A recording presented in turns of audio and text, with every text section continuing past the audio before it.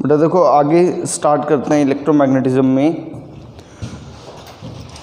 Motional EMF हम last class में किया था, रोटेशनल ईएमएफ भी कर लिया था, तो कुछ क्वेश्चंस और देख लेते हैं छोटे से, फिर आगे स्टार्ट करेंगे।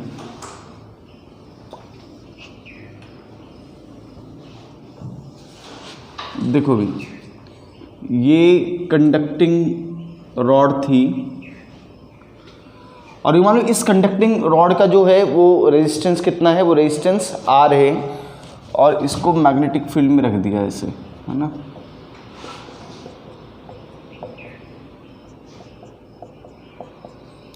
मैग्नेटिक फील्ड के अंदर रख दिया, ये लेंथ L है और भाई इस पूरे का रेजिस्टेंस ये जो लूप है इसका रेजिस्टेंस R मान लिया।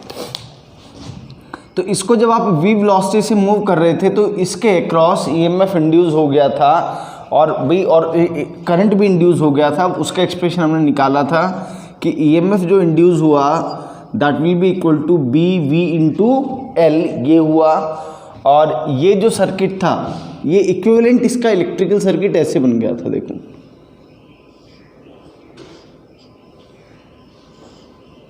ये इसका ईएमएफ आ गया था बेटा बी वी एल और ये इसका रेजिस्टेंस, और करंट ऐसे ही फ्लो कर रहा था ना बाहर की तरफ। तो करंट यहाँ पे जो फ्लो करेगा that will be equal to B V L by R. ये अब सवाल देखो होगा क्या कि जब ये वाला जो कंडक्टिंग रॉड है जब इसमें करंट फ्लो करना शुरू करेगा, तो जब ये करंट फ्लो करना शुरू करेगा तो क्या केस हुआ अब ये कि कोई ये conducting road, current carrying conducting road कहाँ पड़ी है, वो एक मैग्नेटिक फील्ड के अंदर मूव कर रही है। तो जब भी कोई करंट कैरिंग कंडक्टिंग वायर क्या होगा, मैग्नेटिक फील्ड के अंदर रखा होगा, तो उस पर एक मैग्नेटिक फोर्स लगेगा। वो जो मैग्नेटिक फोर्स लगेगा बेटा, वो मैग्नेटिक फोर्स हम जानते हैं that will be equal to B into I into L.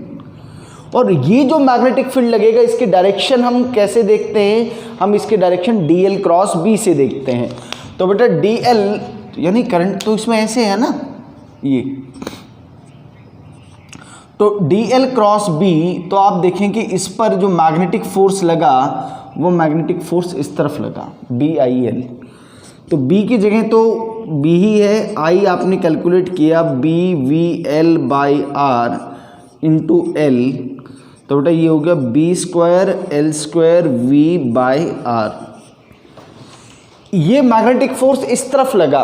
तो यानी कि एक बात देखो कि अगर आपको बेटा इसको कांस्टेंट वेलोसिटी से मूव करना है, सोचो अगर आपने इसको सिर्फ v वेलोसिटी देके छोड़ दिया तो कुछ टाइम के बाद ये क्या होगा, कुछ टाइम के बाद धीरे धीरे ये इस तरफ मूव करना शुरू कर देगा, क्योंकि उस पर एक फोर्स लग रहा है, एक मैग्नेटिक फोर्स लग रहा है। तो अगर आप इसको कांस्टेंट वेलोसिटी से मूव करना चाहते हो तो बेटा आपको इस डायरेक्शन के अंदर क्या करना पड़ेगा, एक एक्सटर्नल फोर्स लगाना पड़ेगा जिसका मैग्नीट्यूड इसके बराबर होना चाहिए। तभी क्या होगा, ये जो रॉड है, ये जो कंडक्टिंग रॉड है, ये कांस्टेंट वेलोसिटी के साथ मूव कर पाएगा, अदरवाइज ये कांस्टेंट वेलोसिटी से मूव नहीं कर पाएगा। किस वेलोसिटी से मूव करेगा, वो लास्ट क्लास में एक्सप्रेशन कैलकुलेट किया था हमने वेलोसिटी के लिए। तो एफ एक्सटर्नल जो आपको अप्लाई करना पड़ेगा बेटा that will be equal to B square L square V by R for constant velocity. Constant velocity के लिए तो ये करना ही पड़ेगा। चलो एक और बात कि यहां पे पावर कितनी डिसिपेट होगी, पावर डिसिपेट होगी बेटा कितना, आई स्क्वायर आर। तो आई स्क्वायर आर, आई की वैल्यू आपके पास कितनी है, B V L by R, इसका स्क्वायर इंटू आर बेटा।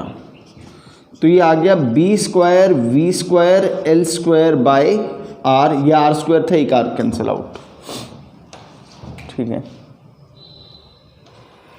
ये बेटा ये जो पावर हुई है ये हीट की फॉर्म में डिसिपेट हुई है, this power is dissipated in the form of heat. अब जरा देखते हैं कि कंजर्वेशन ऑफ एनर्जी को फॉलो करता है कि नहीं करता।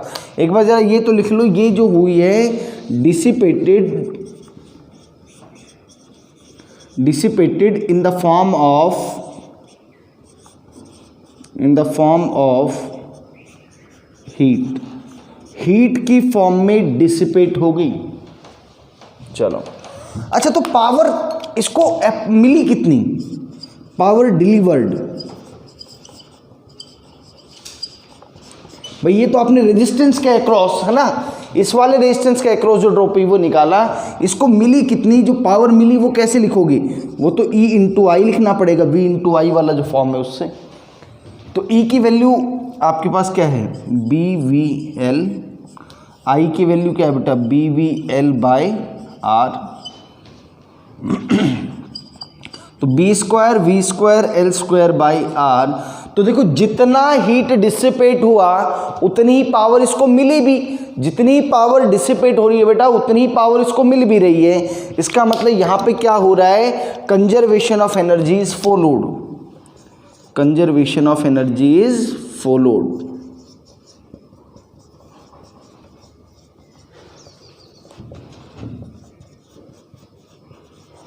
कंजर्वेशन ऑफ एनर्जी फॉलो है, ये बात ध्यान रखनी है आपने, नोट करो।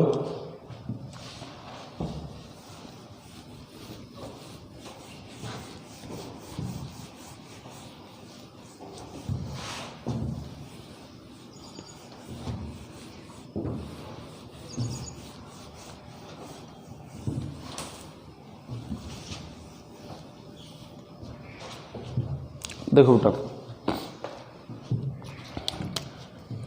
लास्ट क्लास में रोटेशनल ईएमएफ पढ़ा था हमने कि अगर कोई L लेंथ का कोई कंडक्टर मैग्नेटिक फील्ड के अंदर ओमेगा से रोटेट करेगा तो इन दैट केस जो ईएमएफ डेवलप होगा वो किसके बराबर होगा, half of B omega L square, ये हमने पढ़ा था। ठीक है, अब उस पर बेस बेटा कुछ क्वेश्चंस करते हैं। लेट अस से कि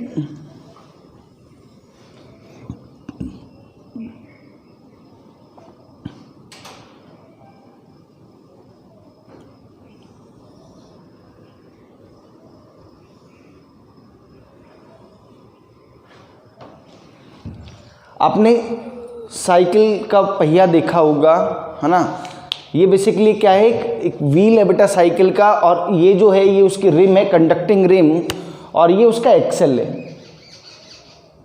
और इन सबको बेटा क्या बोलते हैं, स्पोक्स बोलते हैं ना, क्या बोलते हैं, स्पोक्स, जिनको तुम ताड़ी भी बोलते हो ना, दिस इज कॉल्ड स्पोक। अब सवाल ये है कि इसको एक मैग्नेटिक फील्ड है यहाँ पे बेटा B मैग्नेटिक फील्ड, उस मैग्नेटिक फील्ड के अंदर इसको ओमेगा से घुमाया गया है, उसको ओमेगा से घुमाया गया है। कितना नेट ईएमएफ इंड्यूस होगा, आप ये अभी के लिए मान लो कि इसमें 8 स्पोक्स हैं इस पर्टिकुलर क्वेश्चन के अंदर, यह total number of spokes is 8। आपको बताना है कि नेट जो ईएमएफ इंड्यूस होगा बेटा एक्सल और किसके बीच में, एक्सल और जो रिम का जो एंड है उसके बीच में कितनी ईएमएफ जनरेट होगा, ये आपने बताना है बेटा। देखो भाई, पहले मैं एक सिंगल स्पोक को कंसिडर अगर मैं करूं बेटा, तो सिंगल स्पोक को अगर आप कंसिडर करते, इसका जो यू मान लो कि जो रेडियस है इस व्हील का, रेडियस R है, तो यानी कि जो स्पोक लेंथ है वो स्पोक लेंथ आपकी क्या हो गई, वो R ही हो गई। तो बेटा जो इसमें ईएमएफ जनरेट होगा, ऐसे समझो बेटा, ये आपका एक्सल हो गया तो इसको A से लिख देता हूं, और ये रिम का पॉइंट है तो इसको P से लिख लो, कोई बात नहीं, P से टोटल लेंथ था। तो बेटा अब जब आप इसको ओमेगा से घुमाओगे, मान लेते हैं हमने इसको ओमेगा से ऐसे घुमाया है, और मैग्नेटिक फील्ड क्रॉस है आपका, ट्रांसवर्स मैग्नेटिक फील्ड है, तो इस केस में A वाला जो पॉइंट है वो पॉजिटिव पर और P वाला नेगेटिव पॉइंट पर आ जाएगा, है ना। आप ऐसे देख सकते हो, किसी भी कोई भी एलिमेंट देखेंगे आप, V ऊपर की तरफ जा रहा होगा V क्रॉस, तो इस तरफ पॉजिटिव चार्ज आ रहा है। तो यहाँ पे बेटा आप ये बात तो लिख सकते हो कि VA माइनस VP ये जो है बेटा किसके इक्वल हो जाएगा, ये half of B omega R square के इक्वल हो जाएगा बेटा। एक बात और ध्यान रखना कि कई बार आपको इन फ्रीक्वेंसी की टर्म में चीज़ें गिवन होंगी कि 120 रेवोल्यूशन पर सेकेंड या 120 रेवोल्यूशन पर मिनट, तो आप उस तरह के क्वेश्चंस में आप क्या करेंगे ना, मान लो कि आपको क्वेश्चन में ऐसा दे दिया 120 रेवोल्यूशन पर मिनट, तो बेटा ये एक बात ध्यान रखना, दिस इज नॉट ओमेगा, ये ओमेगा नहीं है, ये फ्रीक्वेंसी है आपके पास ना, दिस इज योर फ्रीक्वेंसी, और आपको इस फ्रीक्वेंसी को रेवोल्यूशन पर सेकंड में कन्वर्ट करना पड़ेगा। तो आप कैसे करेंगे भाई, 120 रेवोल्यूशन बाय 1 मिनट है तो बेटा इसको 60 सेकेंड लिख देंगे, it comes out to be 1 revolution per second, ये आपका फ्रीक्वेंसी हो गया। और ओमेगा आपको चाहिए होगा, ओमेगा बेटा क्या होता है 2πf, तो आपको ये रिजल्ट फ्रीक्वेंसी के फॉर्म में भी याद रहे, आप इसको ऐसे भी लिख सकते हो half of B 2πf R square, ऐसा भी लिख सकते हो आप। इन टर्म्स ऑफ फ्रीक्वेंसी ये रिजल्ट आ गया आपके पास। तो चलो ये तो समझ में आ गया। तो अब एक बात देखो कि ऐसे जितने भी स्पोक्स होंगी है ना, ये जो सिंगल स्पोक आई बेटा इसको मैं ऐसे लिख सकता हूँ ना कि तो इस बैटरी की तरह काम कर रहा है जिसका EMF E है। अभी जितनी भी स्पोक्स हैं बेटा, ये चीज 8 हो 10 हो 18 हो 20 हो 25 हो, सबके सब जो स्पोक्स हैं बेटा वो इसी तरह से काम करेंगी। देखो जरा,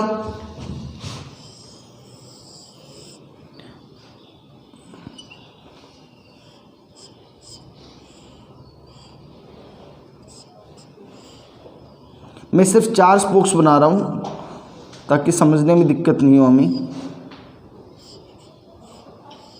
जितनी भी स्पोक्स होंगी बेटा सब इसी अरेंजमेंट में होंगी, और जितनी भी स्पोक्स है बेटा वो 2 कॉमन पॉइंट्स के बीच में कनेक्टेड हैं। एक्सल और जो रिम जो है ना, उसी उन दोनों के बीच में कनेक्टेड है। तो ऐसे जितनी भी स्पोक्स होंगे बेटा सब के बीच में जो EMF इंड्यूस होगा उसका मैग्नीट्यूड सभी का सेम होगा, पोलैरिटी सबकी सेम होगी, और वो सारी की सारी स्पोक्स क्या होंगी, वो सारी की सारी स्पोक्स पैरेलल में होंगी, है ना। आप इसको ऐसे देख सकते हो,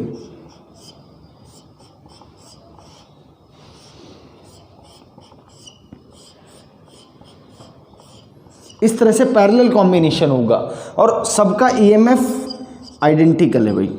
तो this is equivalent to this, यानी कि नंबर ऑफ स्पोक्स कितनी है उसका खेल ही नहीं है, चाहे 8 नंबर ऑफ स्पोक्स हो, चाहे 2 हो, चाहे 1 ही हो बेटा, आपका जो EMF जो जनरेट होगा वो तो सिर्फ E के बराबर ही होगा। तो आप यहाँ पे एक नोट लिख सकते हैं, net EMF generated is immaterial of the number of spokes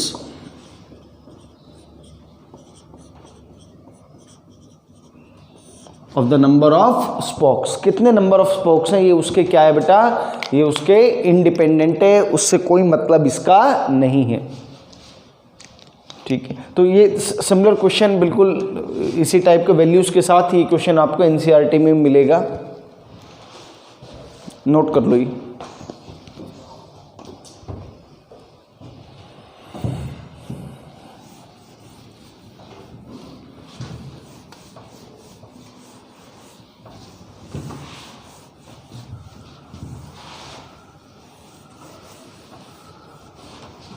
चलो बेटा अब जो रोटेशनल जो EMF हम कर रहे थे उसके कुछ क्वेश्चंस हम कर लेते हैं। देखो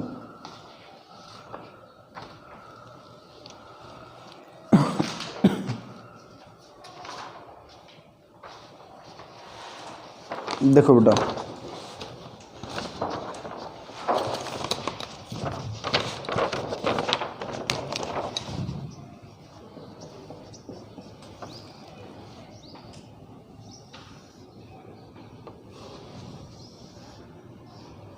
ये बेटा कोई कंडक्टिंग रॉड है और ये बिल्कुल इसके मिड पॉइंट C है, ये कोई इसके अबाउट हिंज्ड है।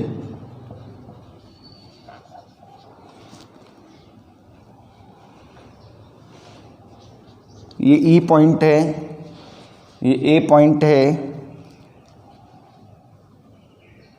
ये बी पॉइंट है और ये आपका डी पॉइंट है। ये लेंथ l/2, ये लेंथ भी l/2, ये भी l/2 और ये भी l/2 बेटा। यहाँ पे क्रॉस मैग्नेटिक फील्ड है बेटा B,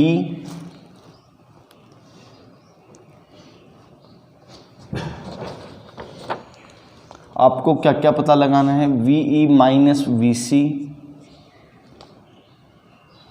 VA minus VC, VA minus VE,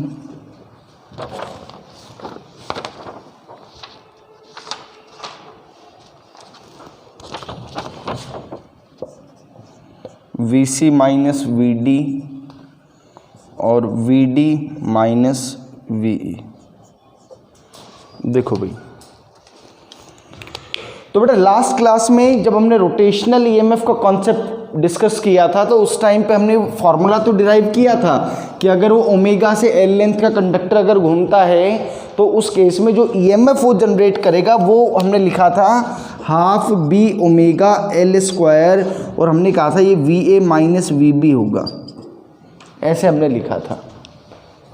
तो हमने कहा था कि ये वो पॉइंट होना चाहिए जो पॉइंट हिंज्ड है, उसी के रेफरेंस में पोटेंशियल डिफाइन होगा बेटा। ये आपको जो भी सवाल करो उसमें ध्यान रखना है कि आप डायरेक्टली क्या नहीं कर सकते, जो पॉइंट हिंज नहीं है उसके अबाउट किसी भी पॉइंट का पोटेंशियल नहीं लिख सकते।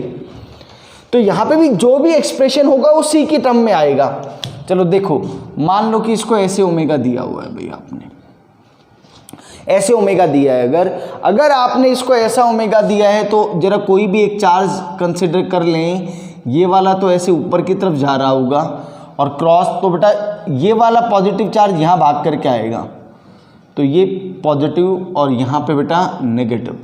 सिमिलरली यहाँ पे अगर कोई आप पॉजिटिव चार्ज कंसिडर करोगे बेटा तो आप उस पर फोर्स लगाओगे तो वो पॉजिटिव चार्ज भी इधर भागा हुआ आएगा और ए नेगेटिव, माने कि सी हायर पोटेंशियल पर ही रहने वाला है, सी हायर पोटेंशियल पर। आपको VE माइनस VC चाहिए तो भैया VE माइनस VC, पहली बात तो कि ये VE माइनस VC नेगेटिव आएगा क्योंकि C हायर पोटेंशियल पर है, C तो हायर पोटेंशियल पर है, और बेटा ये हो जाएगा हाफ ऑफ B ओमेगा, और ये जो टोटल लेंथ है वो है L, तो half B omega L square negative sign के साथ। VA माइनस VC, तो बेटा ये भी नेगेटिव आएगा, minus half of B omega L square. अब देखो VA माइनस VE पूछा गया है, VA माइनस VE जब पूछा हुआ है तो आप देखो कि VA माइनस VE में कोई C पॉइंट का जिक्र ही नहीं है। क्या नहीं है बेटा? आप अब ये नहीं लगा सकते हो कि हाफ ऑफ B ओमेगा और टोटल लेंथ 2L है तो 2L का स्क्वायर, वो गलत हो जाएगा भाई। यू कांट राइट, आप बेटा VA माइनस VE को ऐसे नहीं लिख सकते, ये गलत है। कारण क्या है कि इसमें जो पॉइंट हिंज है वो कहीं पे आ ही नहीं रहा, वो जब तक नहीं आएगा आप उसके बिना ये इक्वेशन डायरेक्टली नहीं लिख सकते।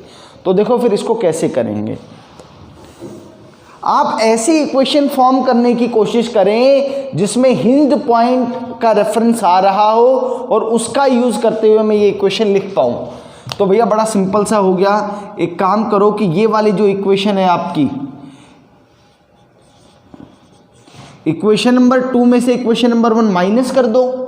जब आप इक्वेशन नंबर 2 में से इक्वेशन नंबर 1 माइनस करेंगे तो you will get VA minus VE and it will be equal to 0। VA minus VE बेटा आपका क्या आ जाएगा, वो 0 आ जाएगा।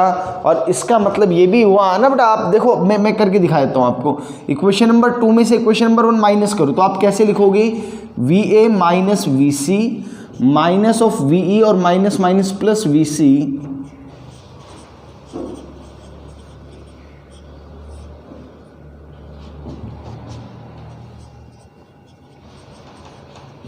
तो ये फैक्टर कैंसिल हो गया और ये कैंसिल हो गया, तो इधर VA माइनस VE बच गया बेटा, और इस तरफ 0 आ गया, और यहाँ से ये भी पता लग गया VA is equal to VE। इसका मतलब बेटा A and E are at equi potential.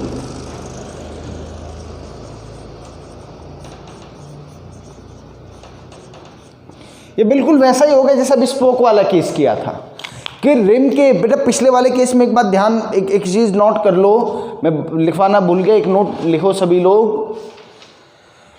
All the points at the rim of the wheel all the points at the rim of the wheels are equipotential points, बेटा जो rim का जो है ना, rim के जो एंड है या जो रिम के ऊपर जितने भी पॉइंट्स हैं सबके सब इक्वी पोटेंशियल हैं, सबके सब सेम पोटेंशियल पर हैं। तो यहाँ पे भी बिल्कुल वैसा ही केस है ये, है ना। आप इसको ऐसा एज्यूम कर सकते हो कि देखो ये ऐसे ऐसे इसमें घूम रहा होगा, ऐसे एज्यूम कर सकते हो। तो ए और ई सेम पोटेंशियल पे होगा, ये बात होगी हमारी, ये वाला पार्ट हो गया अपना। देखो अब VC माइनस VD पूछा है, तो VC माइनस VD में तो कोई दिक्कत ही नहीं है। VC हाइयर पोटेंशियल पे है, VD लोअर पोटेंशियल पे है, तो हाफ ऑफ B ओमेगा, और बेटा लेंथ है उसकी L/2 का होल स्क्वायर है, तो ये हो गया बेटा 1/8 B ओमेगा L²। ये VC माइनस VD हो गया। अगर जो पॉइंट हिंज है अगर वो मिल जाए तो बस फिर आपको लेंथ देखनी है, फिर और कोई चीज़ पे ध्यान नहीं रखना। अगला पूछा है VD माइनस VE। अब जब VD माइनस VE पूछा है तो देखो बेटा VD माइनस VE में आपका जो हिंज्ड पॉइंट है वो कहीं नहीं आ रहा, तो देखो कैसे करें फिर। हमारे पास ऐसा कर लें कि VC माइनस VE लिख लेते हैं बेटा। VC minus VE is equal to half of B omega L², और VC माइनस VD भी आ गया अपने पास। तो अब एक काम करो कि इसको इक्वेशन नंबर 3 लिख देता हूं बेटा, ये VC माइनस VD को, है ना। Equation number 3, equation number 4। तो अब equation number 4 minus equation number 3 आप कर लें, तो बेटा क्या बनेगा, VC minus VE minus of VC plus VD half of B omega L² minus 1/8 B omega L²। VC cancel out, देखो आपके पास VD माइनस VE आ गया भाई अब, और ये कितना आ जाएगा बेटा 8/4।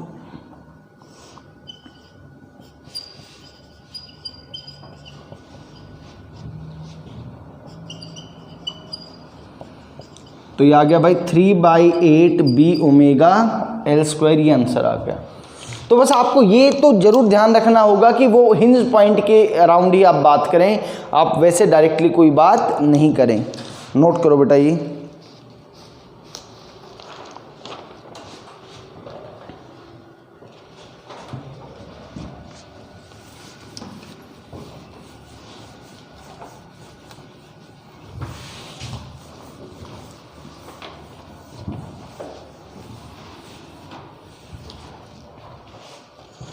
देखो बेटा आगे,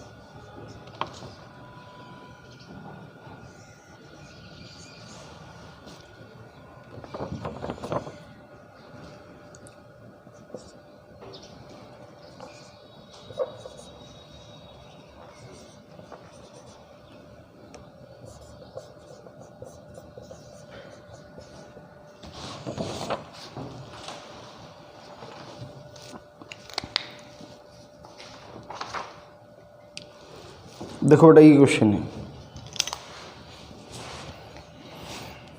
तो एक बात ये भी ध्यान रखना कि जो हाफ ऑफ आपने लिखा था बी ओमेगा एल स्क्वायर वाला, बेटा उसको आप क्या लिख सकते हो, एक्चुअल में वो जो एल है that is your L effective. वो क्या होना चाहिए, वो एल इफेक्टिव होना चाहिए।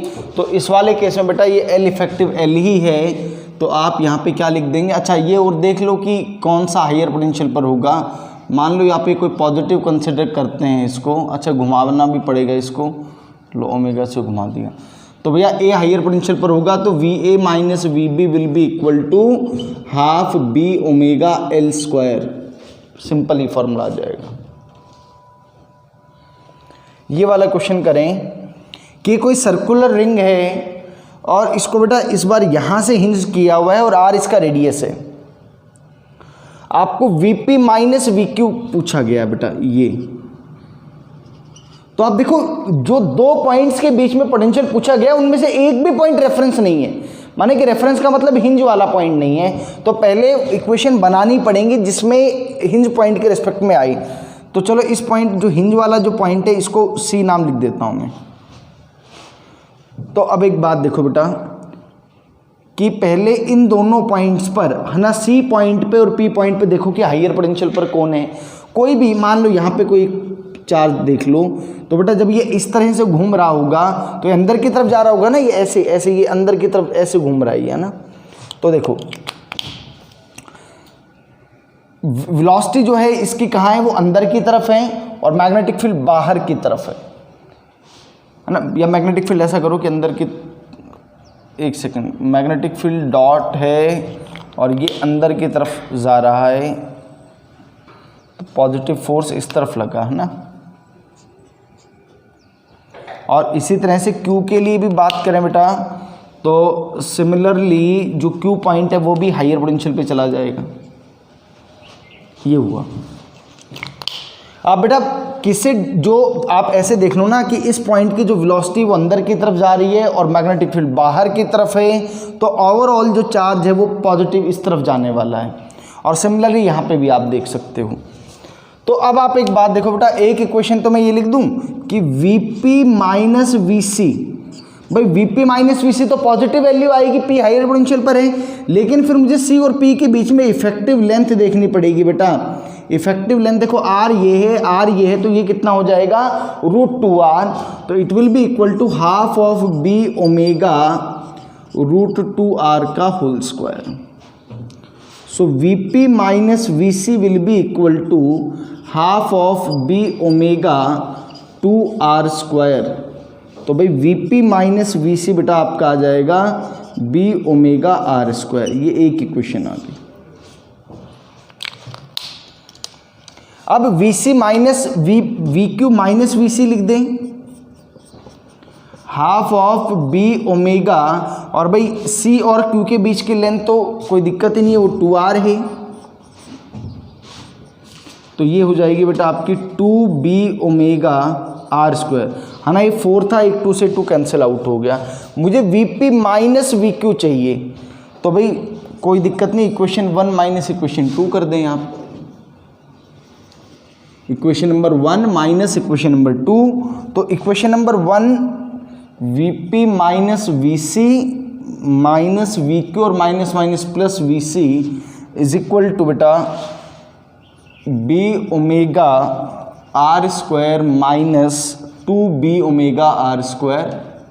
तो बेटा ये आ गया Vp minus VQ is equal to minus B omega R square. ये नेगेटिव साइन ये रिप्रेजेंट कर रहा है कि जो Q है वो आपका बेटा कहाँ पे है, Q is at higher potential, Q आपका हायर पोटेंशियल पर आएगा, इस बात को रिप्रेजेंट कर रहा है। करें नोट इसको जल्दी से।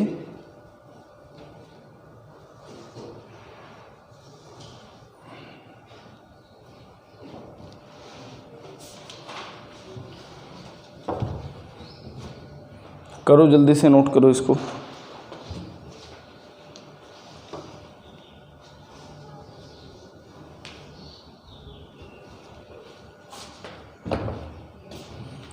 देखो बेटा आगे,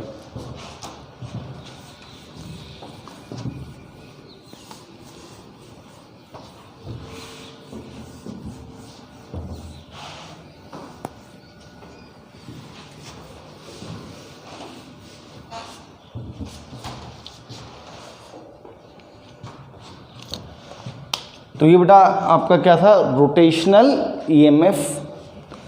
नेक्स्ट इज सेल्फ इंडक्शन। देखो भाई हमने क्या पढ़ा कि जब भी क्या चेंज होगा बेटा, जब भी फ्लक्स चेंज होगा वहां पर क्या इंड्यूस हो जाएगा, वहां पे ईएमएफ इंड्यूस हो जाएगा। ठीक है,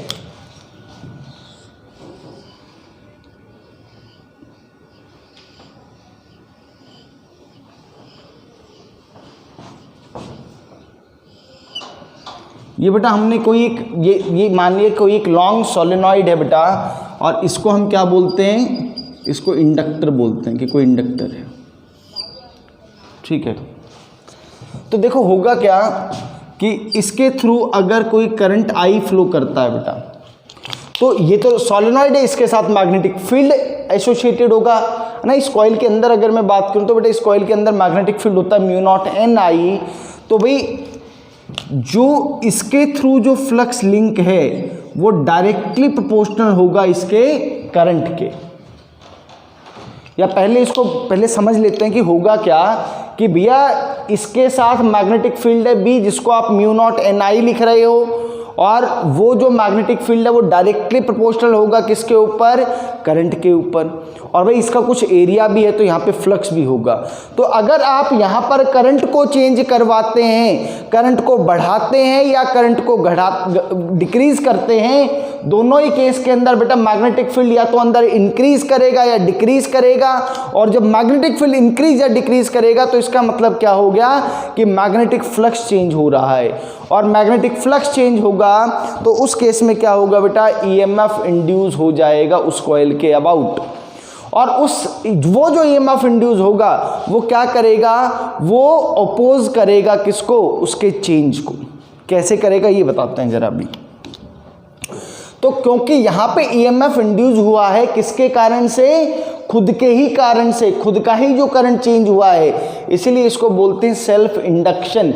यहां पे कोई बाहर का सोर्स नहीं आया जिसने फ्लक्स को बदला है। तो बेटा ये जो इसके साथ जो फ्लक्स लिंक्ड होगा वो डायरेक्टली प्रोपोर्शनल होगा किसके, वो करंट के। और प्रोपोर्शनलिटी साइन जब हटेगा तो इसकी जगह एक प्रोपोर्शनलिटी कांस्टेंट आ गया जिसको हमने L से डिनोट कर दिया। This L is known as coefficient of self inductance.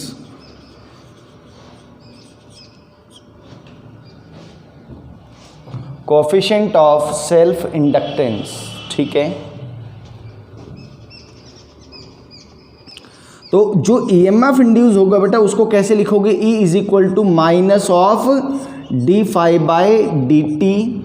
So minus of d by d t of L into आई।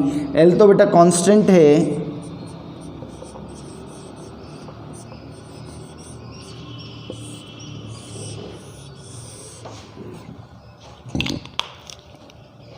ये आएगा।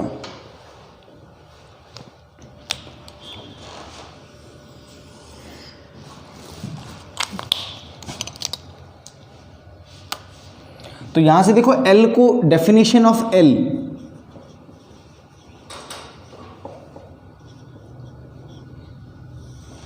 ये जो कोएफिशिएंट ऑफ सेल्फ इंडक्टेंस है इसके डेफिनेशन देखते हैं बेटा कि इसको डिफाइन कैसे करें।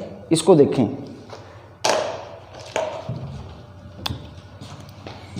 पहली वाली जो ये डेफिनेशन है phi is equal to L I वाला एक्सप्रेशन बेटा, phi is equal to L I कि if I is equal to 1 ampere, अगर करंट 1 एम्पियर हो गया बेटा तो उस केस में क्या होगा, एल इज इक्वल टू 5।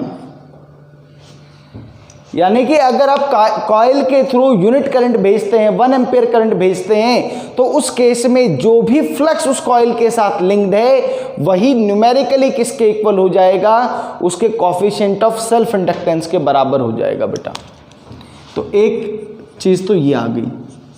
एक जो ये दूसरी वाली डेफिनेशन आपकी E इज इक्वल टू, मैं मैग्नीट्यूड के टर्म्स में बात कर लेता हूं बेटा, L D I by d T. मैं सिर्फ मैग्नीट्यूड की बात कर रहा हूँ, माइनस का साइन अभी छोड़ देते हैं। तो अगर क्या हो जाए, if d I by d t is equal to 1, ये चीज 1 अगर बन जाएगी तो उस केस में बेटा क्या होगा, L is equal to E। यानी कि अगर आप क्या कर दें बेटा, di/dt को 1 एम्पियर पर सेकेंड कर दें, यानी कि करंट का जो चेंज करने का जो रेट है उसको 1 एम्पियर पर सेकेंड कर दे, तो उस केस में उस कॉइल के अक्रॉस जो भी ईएमएफ जनरेट होगा न्यूमेरिकली वो सेल्फ इंडक्टेंस के बराबर ही होगा। आप यहां से बेटा इसकी यूनिट भी देख सकते हैं, देखो आप L इज इक्वल टू क्या लिख सकते हैं, E/di/dt। तो इसकी यूनिट देखो, ये तो क्या हो गया बेटा, इसकी यूनिट तो होगी वोल्ट, और ये क्या हो गया, एम्पियर पर सेकेंड, ये यूनिट बन गया बेटा इसके।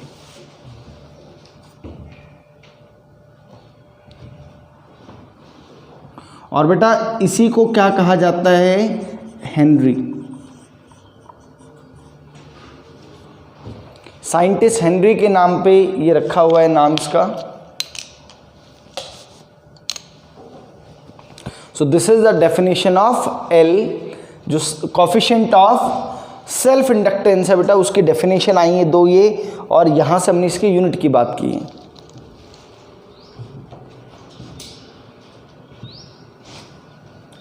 तो अब बेटा इसके डायरेक्शन की बात करते हैं कि ये जो डायरेक्शन आएगी, इस यहां से समझ में आ रहा है कि जो ईएमएफ की जो डायरेक्शन आएगी वो किसके ऑपोजिट होगी, di/dt के।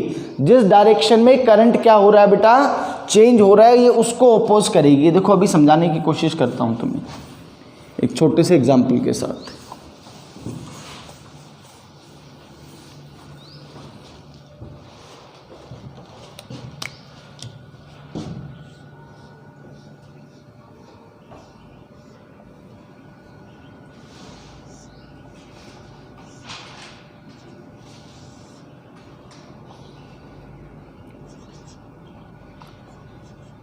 ये बेटा कोई स्विच है ना, और ये कोई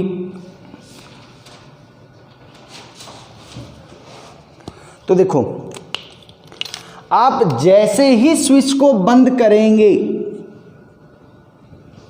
जैसे ही आपने बेटा स्विच को बंद किया, तो देखो स्विच को बंद करने से पहले इस कॉइल के अक्रॉस करंट थ्रू कॉइल बेटा आपका क्या है, करंट थ्रू कॉइल 0 है। जैसे आप इस स्विच को क्लोज करेंगे तो बेटा इधर से तो बैटरी करंट फ्लो करेगा,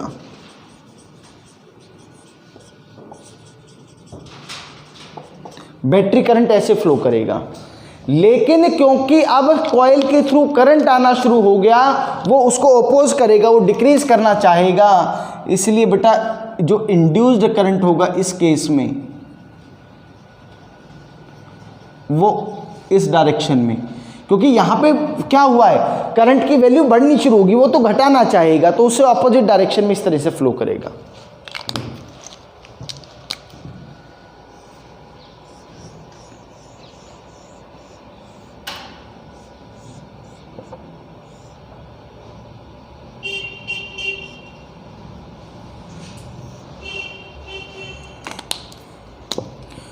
दूसरे वाला केस है बेटा, इस केस में क्या है कि जो स्विच है वो ऑलरेडी क्लोज्ड है ना।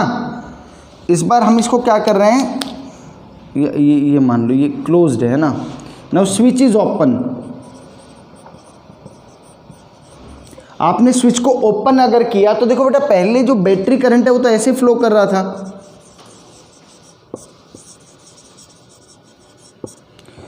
जब आप स्विच को ओपन कर देंगे तो करंट क्या होगा, डिक्रीज करेगा।